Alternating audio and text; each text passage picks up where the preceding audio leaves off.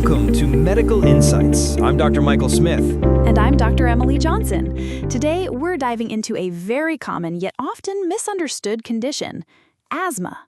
We'll explore what it is, why it happens, how it can be managed, and what patients and families should know.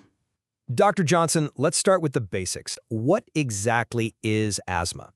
Asthma is a chronic inflammatory disease of the airways. The airways in people with asthma are overly sensitive and tend to swell, tighten, and produce excess mucus. This combination leads to classic symptoms like wheezing, coughing, chest tightness, and shortness of breath. So it's not just about occasional breathing problems, it's an ongoing condition. Exactly. Even when patients aren't having visible symptoms, the underlying inflammation is still there. That's why asthma is considered chronic and why consistent management is so important. What are the most common triggers? Allergens such as pollen, mold, pet dander, and dust mites are major triggers. But also respiratory infections, exposure to smoke or air pollution, exercise, strong emotions, and even weather changes can cause flare-ups. How widespread is asthma? It's actually one of the most common chronic diseases worldwide.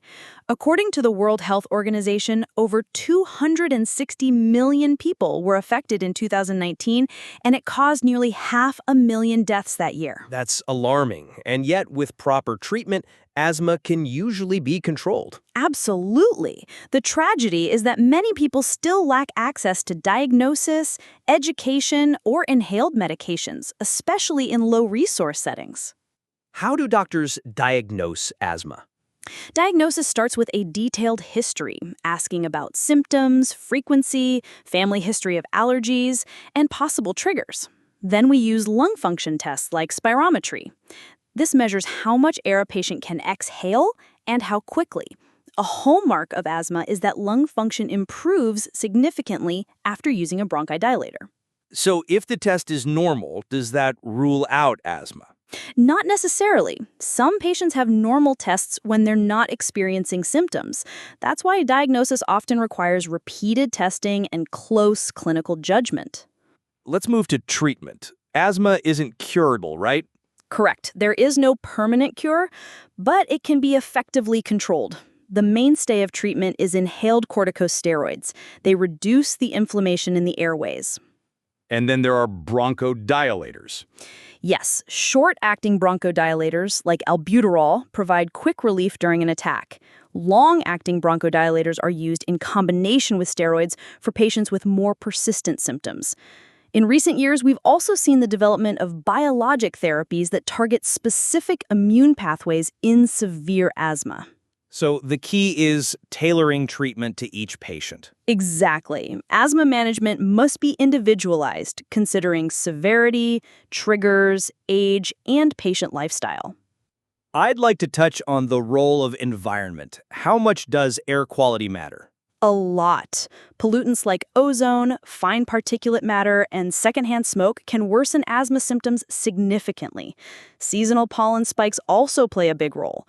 With climate change, many regions are seeing longer pollen seasons and more extreme air pollution, making asthma harder to control. So prevention isn't only about medications, but also reducing exposure. Yes, avoiding smoke, using air filters indoors, and being aware of pollen forecasts can help patients reduce their risk of attacks. You often mention asthma action plans. What are those? An asthma action plan is a written, personalized guide that helps patients monitor their symptoms and know exactly what steps to take. It usually has 3 zones: green, doing well; yellow, symptoms worsening, need to adjust medication; and red, emergency, seek medical help.